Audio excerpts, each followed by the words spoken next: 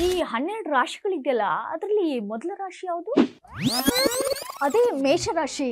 ಅವ್ರ ಉದ್ಯೋಗ, ಅವ್ರದ್ದು ವ್ಯವಹಾರ ಅದೆಲ್ಲ ಚೆನ್ನಾಗಿದ್ಯಾ ಏನು? ಅದಾ, ಈ ತಿಂಗಳಲ್ಲಿ ಅವ್ರ ಕೆಲ್ಸದ ಒತ್ತಡ ಇರತ್ತಲ್ಲ, ಒತ್ತಡ ಅಂತೂ ಹೆಚ್ಚಾಗ್ಬಿಡತ್ತೆ. ಓ, ಒತ್ತಡ ಹೆಚ್ಚಾಯ್ತು ಅಂತ ಸುಮ್ನೆ ಕೂರೋದಲ್ಲ, ಅವ್ರಿಗೆ ಒಳ್ಳೆ ಅವಕಾಶನೂ ಬರುತ್ತೆ. ಹೌದಾ? ಅದೇ ಮೇಷರಾಶಿಯವ್ರಿಗೆ ಒಳ್ಳೊಳ್ಳೆ ಏನೋ ಪ್ರತಿಭೆಗಳಿರುತ್ತೆ, ಟ್ಯಾಲೆಂಟ್ ಇರತ್ತೆ, ಅದೆಲ್ಲವನ್ನ ತೋರ್ಸೋದಕ್ಕೆ ಒಂದೊಳ್ಳೆ ಅವಕಾಶ ಈ ಮೇ ತಿಂಗಳು. ಹೌದಾ? ಹಾಗಿದ್ರೆ ಮೇ 15ರ ನಂತರ ಹೆಂಗೆ ಚೆನ್ನಾಗಿರತ್ತಾ? ಅವ್ರ ಲಕ್ ಏನಾದ್ರು ಬದಲಾಗತ್ತಾ ಹೇಗೆ? ಅದಾ, ಮಧ್ಯ ತಿಂಗಳ ನಂತರ ಅಂದ್ರೆ ಮೇ 15ರ ನಂತರ ಎಲ್ಲರಿಂದ ಪ್ರಶಂಸೆ ಅಂದ್ರೆ ಗುಡ್ ಜಾಬ್ ಅಂತ ಹೇಳಿಸ್ಕೊಳ್ಳುವಂತ ಪ್ರಮೇಯ ಕೂಡ ಬರುತ್ತೆ. ಹೌದಾ? ಹಾಗಿದ್ರೆ ಈ ರಾಶಿಯವರು ಏನಾದ್ರೂ ಹೂಡಿಕೆ ಮಾಡ್ಬೇಕು ಅಂತ ಇದ್ದಾರೆ. ಈ ಹೂಡಿಕೆ ಮಾಡೋದಕ್ಕೆ ಯೋಚನೆ ಮಾಡ್ತಾ ಇದ್ರೆ ಅವರು ಯೋಚನೆ ಮಾಡ್ತಾನೆ ಇಲ್ಲ ಅಥವಾ ಏನಾದ್ರೂ ಹೂಡಿಕೆ ಮಾಡ್ಲಾ ಹೇಗೆ? ಯೋಚನೆ ಮಾಡ್ತಾನೆ ಕೂತ್ರೆ ಅವ್ರು ಉದ್ಧಾರ ಆಗೋದು ಹೆಂಗೆ? ಹೂಡಿಕೆ ಏನಾದ್ರೂ ಮಾಡ್ಬೇಕು, ಹೊಸ ವ್ಯವಹಾರ ಮಾಡ್ಬೇಕು ಅಂತ ಹೇಳಿದ್ರೆ ಅವರು ಯೋಚನೆ ಮಾಡಿ ಹೂಡಿಕೆನ ಮಾಡ್ಬೇಕಾಗತ್ತೆ. ಅದು ಯೋಚನೆ ಒಂದು ಸಲ ಅಲ್ಲ, 2 ಸಲ ಯೋಚನೆ ಮಾಡ್ಬೇಕಾಗತ್ತೆ ಅವರು. ಓಹೋ, ಒಂದು ಬಾರಿ ಹೂಡಿಕೆ ಬಗ್ಗೆ ಯೋಚನೆ ಮಾಡಿದ್ರಾಗಲ್ವಾ, 2 ಬಾರಿ ಯೋಚನೆ ಮಾಡ್ಬೇಕಾ? ಓಹೋ, ನೋ, 2 ಬಾರಿ ಅಲ್ಲ, 3 ಬಾರಿ, 4 ಬಾರಿ, ಎಷ್ಟು ಬಾರಿ ಬೇಕಾದ್ರೂ ಕೂಡ ಅವರು ಯೋಚನೆ ಮಾಡ್ಲಿ. ಯೋಚನೆ ಮಾಡಿದ್ಮೇಲೆ ಅವರು ಹೂಡಿಕೆ ಮಾಡ್ಲಿ. ಹಾಗಿದ್ರೆ ಇವ್ರಿಗೆ ಏನಾದ್ರೂ ಸಲಹೆ ಏನಾದ್ರೂ ಕೊಡ್ಬೋದಾ? ಹಂಗಿರ್ಬೇಕು ಹಿಂಗಿರ್ಬೇಕು ಅಂತ ಸಲಹೆ ಏನಾದ್ರೂ ಕೊಡ್ಬೋದಾ? ಎಸ್, ಅವರು ಯಾವುದೇ ಆತುರದ ಅಂದ್ರೆ ದುಡುಕಿ ನಿರ್ಧಾರವನ್ನ ತೆಗೆದುಕೊಳ್ಳಕ್ ಹೋಗ್ಬೇಡಿ. ಆತುರದ ನಿರ್ಧಾರಗಳಂತೂ ಬೇಡವೇ ಬೇಡ. ಆಮೇಲೆ ಅವರು ಸ್ವಲ್ಪ ಯೋಚನೆ ಮಾಡಿ ಹಿರಿಯರಿಂದ ಅಂದ್ರೆ ನಿಮ್ಮ ಮನೆಯಲ್ಲಿ ಇರ್ತಾರೆ, ಅಪ್ಪ ಅಮ್ಮ ಇರ್ಬೋದು, ಅಥವಾ ಯಾರಾದ್ರೂ ಅಕ್ಕ ಅಣ್ಣ ಅಥವಾ ದೊಡ್ಡವ್ರು ನಿಮ್ಮ ಮನೇಲಿ ಇರ್ತಾರಲ್ವಾ, ಅಜ್ಜ ಅಜ್ಜಿ ಯಾರಾದ್ರೂ, ಅವ್ರ ಜೊತೆ ನೀವು ಏನಾದ್ರೂ ಸಲಹೆಗಳನ್ನ ಪಡ್ಕೊಳ್ಳಿ. ಸಲಹೆಗಳನ್ನ ಪಡ್ಕೊಂಡು ಆಮೇಲೆ ಮುಂದಕ್ಕೆ ಹೋಗಿ. ಇನ್ನೊಂದು ವಿಚಾರ, ಈ ಮೇಷರಾಶಿಯವರಿಗೆ ಹಣ ದುಡ್ಡು ಅಂತಾರಲ್ಲ, ಈ ದುಡ್ಡು ಏನಾದ್ರೂ ಬರತ್ತಾ ಹೆಂಗೆ? ಸಲೀಸಾಗಿ ಬರುವಂತ ಐಡಿಯಾಸ್ ಏನಾದ್ರೂ ಇದೆಯಾ? ಹಣ ಬರುತ್ತೆ, ಆದ್ರೆ ನೀವು ಅದನ್ನ ಜಾಸ್ತಿ ಖರ್ಚು ಮಾಡಕ್ ಹೋಗ್ಬೇಡಿ. ಅಂದ್ರೆ ಹೆಚ್ಚಾಗಿ ಖರ್ಚು ಏನಕ್ಕಾಗತ್ತೆ, ನಿಮ್ಮ ಮನೆ ಕಡೆ ಖರ್ಚಾಗತ್ತೆ. ಆರೋಗ್ಯ ಏನಾದ್ರೂ ಏರುಪೇರು ಆಗ್ತಾ ಇರ್ಬೋದು, ಒಬ್ರಿಗೆ ಶೀತ ಆಗೋದು, ನೆಗಡಿ ಆಗೋದು, ಕೆಮ್ಮು ಆಗೋದು, ಹಿಂಗೆ ಏನೇನೋ ಆಗೋದು. ಬಿಸಿಲಿದೆ ತುಂಬಾ, ಅದಕ್ಕೋಸ್ಕರ ಸುಸ್ತಾಗೋದು, ನಿಶಕ್ತಿ ಆಗೋದು, ಅದಕ್ಕೆ ಡಾಕ್ಟ್ರಲ್ಲಿ ಹೋಗೋದು, ಹಿಂಗೆ ಖರ್ಚಾಗ್ಬೋದು. ಎಸ್, ಹಾಗೆ ಏನಾದ್ರೂ ವಾಹನವನ್ನ ಒಂದು ಖರೀದಿ ಮಾಡೋಣ, ಬಿಸಿಲಿದ್ಯಲ್ವಾ, ಬಿಸಿಲಿಗೆ ಅಯ್ಯೋ ಯಾರಪ್ಪ ನಡ್ಕೊಂಡು ಹೋಗೋದು, ಯಾರಪ್ಪ ಬಸ್ಸಲ್ಲಿ ಹೋಗೋದು ಅಂದ್ಬಿಟ್ಟು ಏನಾದ್ರೂ ಗಾಡಿ ತಗೊಂಡು ಹೋಗೋಣ ಅಂತ ಯೋಚನೆ ಮಾಡ್ತಾ ಇದ್ರೆ ಅದೊಂದು ವೆಚ್ಚ ಮಾಡ್ತೀರಾ. ಅದೆಲ್ಲ ಖರ್ಚು ಮಾಡಕ್ ಹೋಗ್ಬೇಡಿ, ಮಿತವಾಗಿರ್ಲಿ ನಿಮ್ ಖರ್ಚು. ಹಣಕಾಸಿನ ವಿಚಾರದ ಬಗ್ಗೆ ಏನಾದ್ರೂ ಚೆನ್ನಾಗಿರೋ ಸಲಹೆ ಏನಾದ್ರೂ ಕೊಡ್ತೀರಾ?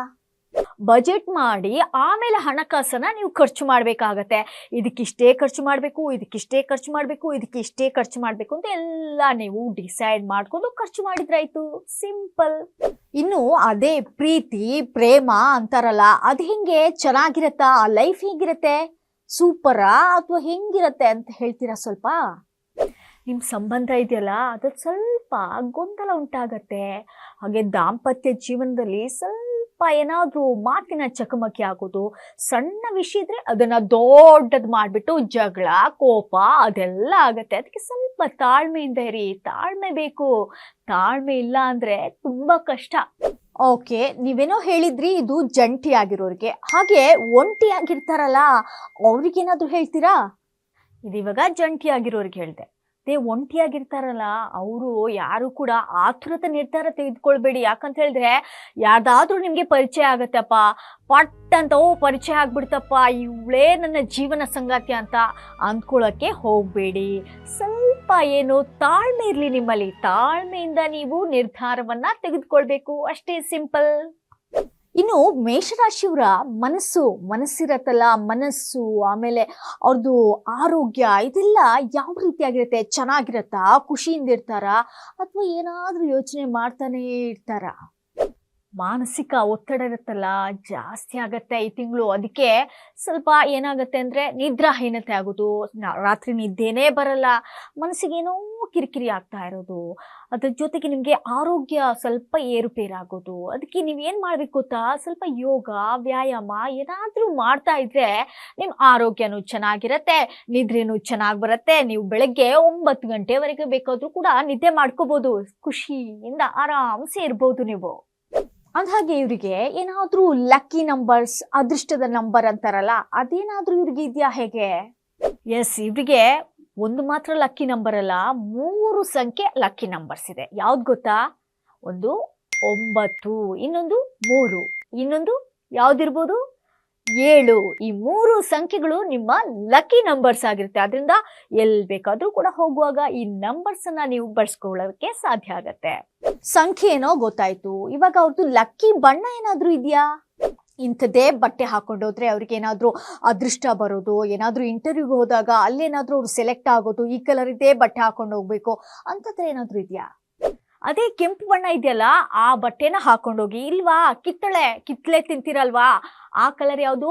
ಆರೆಂಜ್ ಅಲ್ವಾ? ಕಿತ್ತಳೆ ಬಣ್ಣ ಇದೆಯಲ್ಲ, ಆ ಬಣ್ಣದ ಬಟ್ಟೆ ಹಾಕೊಂಡೋದ್ರೆ ನಿಮ್ಗೆ ಅದೃಷ್ಟ ಖುಲಾಯಿಸ್ಬಿಡತ್ತೆ.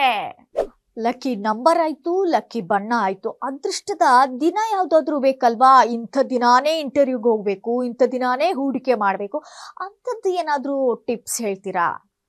ಅದೃಷ್ಟದ ದಿನ ಅಂದ್ರೆ ಯಾವಾಗಿರ್ಬೋದು? ಹೆಚ್ಚಿನ ಶಾಪ್ಗಳು ಕ್ಲೋಸ್ ಆಗಿರುತ್ತೆ. ಅದ್ ಯಾವ ದಿನ ಹೇಳಿ? ಗೊತ್ತಾಯ್ತಾ ಯಾವ ದಿನ ಅಂತ? ಯಾವ ಶಾಪ್ಗಳು ಕ್ಲೋಸ್ ಆಗಿರುತ್ತೆ? ನಿಮ್ ಬ್ಯೂಟಿ ಪಾರ್ಲರ್ ಆಗಿರ್ಬೋದು, ಬಾರ್ಬರ್ ಶಾಪ್ಗಳಾಗಿರುತ್ತೋ ಅದೆಲ್ಲವೂ ಕೂಡ ಕ್ಲೋಸ್ ಆಗಿರುತ್ತೆ. ಅದ್ ಯಾವ ವಾರ? ಮಂಗಳವಾರ. ಅದು ನಿಮ್ಮ ಒಂದು ಲಕ್ಕಿ ವಾರ ಅಂತ ಹೇಳ್ಬೋದು. ಹಾಗೆ ಇನ್ನೊಂದು ದಿನ ಅಂತ ಹೇಳಿದ್ರೆ ಯಾವ ವಾರ ನಿಮ್ಗೆ ಶುಭ ಆಗತ್ತೆ ಅಂತ ಹೇಳಿದ್ರೆ ಭಾನುವಾರ. ಭಾನುವಾರದ ಬಾಡೂಟ ಎಲ್ಲ ನೀವು ಮಜಾ ಮಾಡ್ಬೋದು. ಭಾನುವಾರ ಅಂತೂ ನಿಮ್ಮ ಲಕ್ಕಿ ನಂಬರ್ ಆಗಿರತ್ತೆ, ಹಾಗಂತ ಚೆನ್ನಾಗಿ ತಿನ್ಬೋದು ಆ ದಿವಸ ಅಂತಲ್ಲ. ಲಕ್ಕಿ ವಾರ ಅಂತ ಹೇಳಿದ್ರೆ ನೀವು ಆ ದಿವಸ ಎಲ್ಲಾದ್ರೂ ಇಂಟರ್ವ್ಯೂಗೆ ಹೋಗೋದು ಅಥವಾ ಯಾವುದಾದ್ರೂ ಶುಭ ಕಾರ್ಯಕ್ಕೆ ಹೋಗೋದು ಆ ದಿವಸ ಮಂಗಳವಾರ ಮತ್ತೆ ಭಾನುವಾರ ಆಗಿರತ್ತೆ. ಇಷ್ಟೆಲ್ಲ ಗೊತ್ತಾಯ್ತು, ಇನ್ನು ಭಕ್ತಿ ಮಾಡ್ಬೇಕಲ್ವಾ? ಅದಕ್ಕೇನಾದ್ರೂ ಇದೆಯಾ? ಅದು ಯಾವ್ದಾದ್ರು ದೇವರ ಆರಾಧನೆಯನ್ನ ಮಾಡ್ಬೇಕಾ? ಈ ಮೇಷರಾಶಿಯವರು ಏನಾದ್ರು ಜಪ ತಪ ಮಾಡ್ಬೇಕಾ? ಹೇಗೆ? ದೇವರ ಆರಾಧನೆ ಮಾಡ್ಲೇಬೇಕು. ಅದ್ಯಾರು ಗೊತ್ತಾ?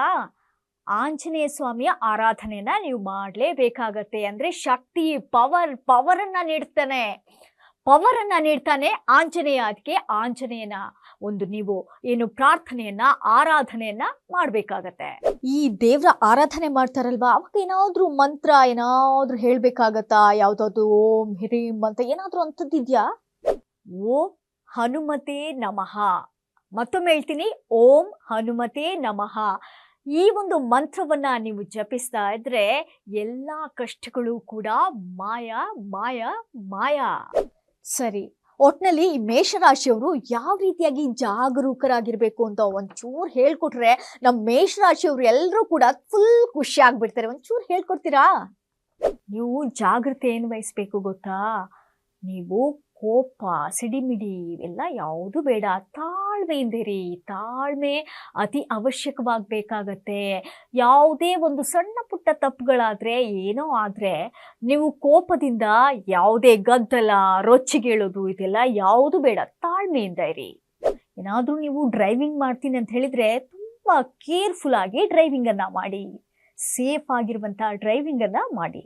ನಿಮ್ಗೆ ಯಾರೋ ಅಪರಿಚಿತರು ಸಿಗ್ತಾರೆ, ಅವ್ರ ಮೇಲೆ ನಂಬಿಕೆ ಇಡೋದು. ಎಲ್ಲೋ ಬಸ್ಸಲ್ಲಿ ಹೋಗುವಾಗ, ಎಲ್ಲೋ ದಾರಿಯಲ್ಲಿ ಹೋಗುವಾಗ ಯಾರೋ ಸಿಕ್ಕಿದ್ರು ಅಂತ ಅವ್ರ ಮೇಲೆ ನಂಬಿಕೆ ಇಟ್ಟು ಇದ್ದ ಆಭರಣ ಎಲ್ಲವನ್ನ ಕೊಟ್ಬಿಟ್ರೆ ಆಗಲ್ಲ ರೀ. ಅವ್ರ ಮೇಲೆ ಸ್ವಲ್ಪ ನಿಗಾ ವಹಿಸ್ಬೇಕಾಗತ್ತೆ, ಕೇರ್ಫುಲ್ ಆಗಿರ್ಬೇಕಾಗತ್ತೆ.